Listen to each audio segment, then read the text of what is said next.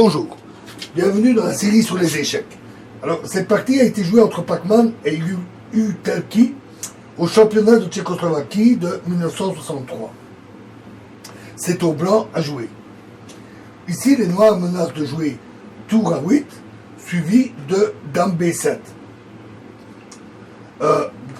Suivi de dame B7. Suivi ensuite, après, de l'échange des tours sur la colonne A. Paradoxalement, les blancs vont l'empêcher en plaçant d'eux-mêmes leur cavalier dans un clouage. Ça entre pratiquement dans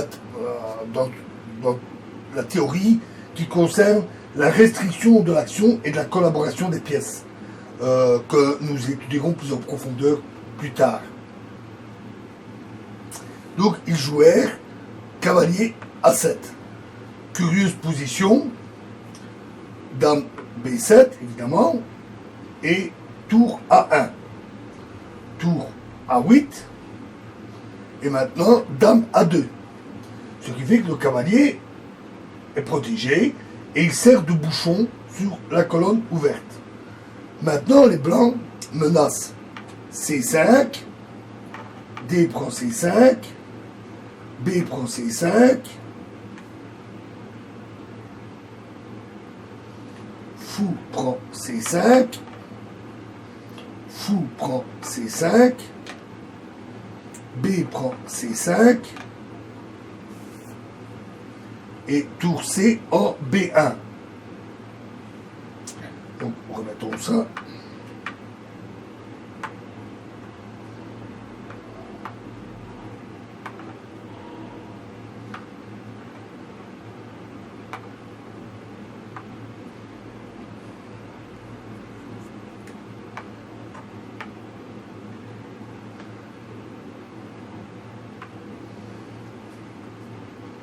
Donc, cavalier A7, dame B7, tour A1, tour A8 et dame A2. Et si les noirs jouaient tour B8,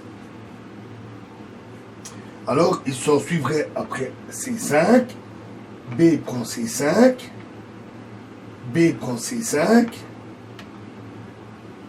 dame B3, espérant forcer ainsi les échanges, dame prend B3, tour prend B3,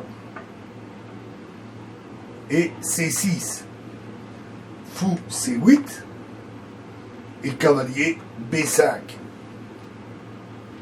Et cette fois-ci, la possession de la colonne A fait pencher la balance en faveur des blancs. Ici, ils menacent ce pion, bien qu'ils soient encore protégés pour le moment, et ça leur donne une très forte position.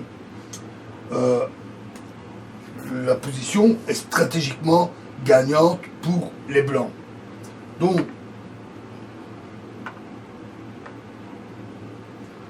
dans la partie,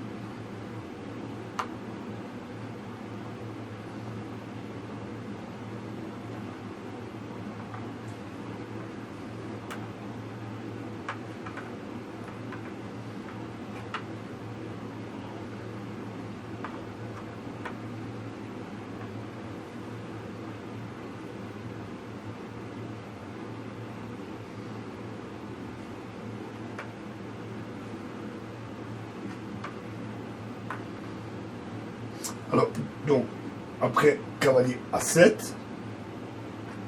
dame B7, tour A1, tour A8, dame B2, dame A2, pardon, et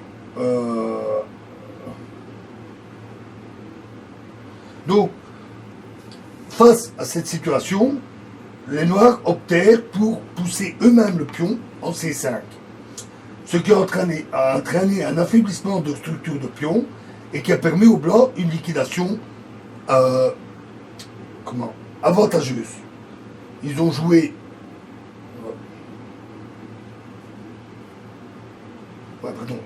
C6. Et à ce moment-là, D prend C6, fou prend C6, Et le coup très fort, dame A6. Tour D en B8. Dame prend B7. Tour prend B7. Cavalier cavalier D5. Très forte position du cavalier. Cavalier D7.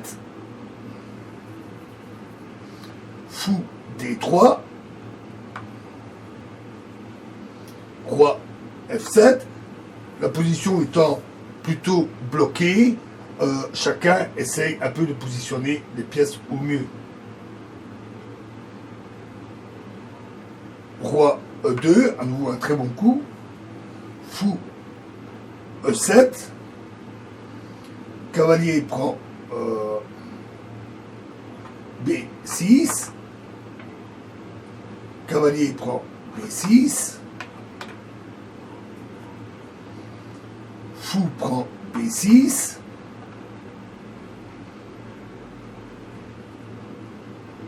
D5. E prend D5. Notons ici que ce n'est pas ce qu'ils ont joué, mais si fou prend D5, alors C prend D5. Tour prend B6. Cavalier C6. Tour prend A1. Tour prend A1.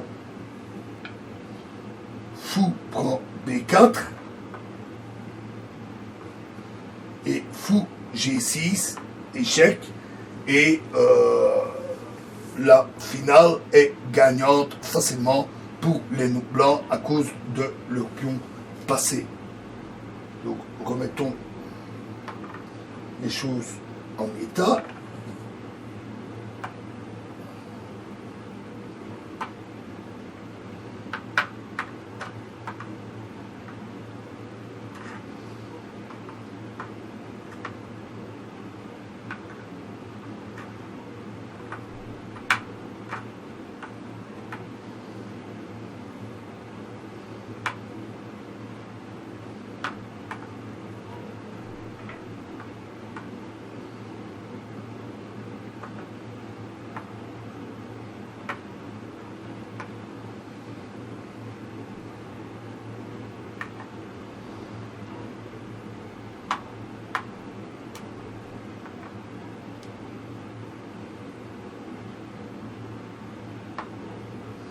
Donc après, il manque un fou.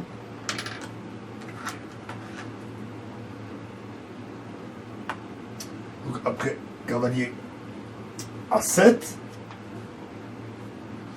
Dame B7. Tour A1.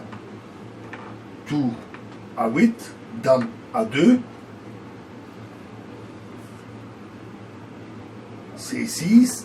D prend C6. Fou prend C6. Dame A6. Constate que le pion est attaqué deux fois. Tour D en B8. Dame prend B7. Tour prend B7. Fou prend B7, pardon. Fou prend B7. Cavalier D5. Cavalier D7. Fou D3. Cavalier roi F7. Roi E2. Fou E7. Cavalier prend B6. Cavalier prend B6. Fou prend B6. D5. E prend D5.